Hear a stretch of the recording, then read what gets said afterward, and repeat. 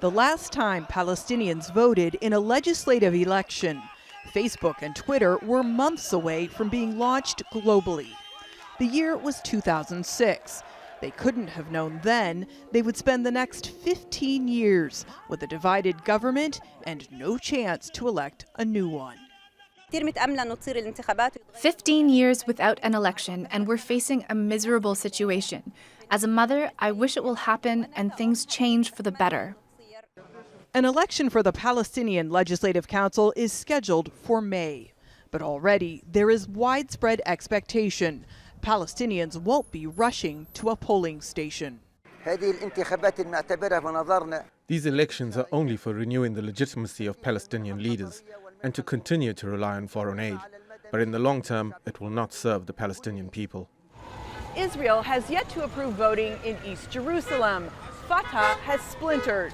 And both Fatah and Hamas are worried about losses in their own bases due to disaffected voters.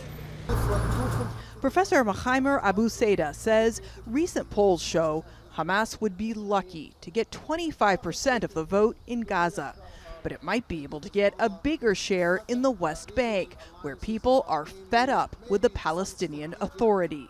But maybe after the elections we might see a new or different kind of coalitions, but that will probably be against the will of the international community, which is still classifying Hamas as a terrorist organization, and also Israel, which doesn't want to see Hamas in any form of a Palestinian government. So a united or a unified government between Hamas and Fatah is unlikely.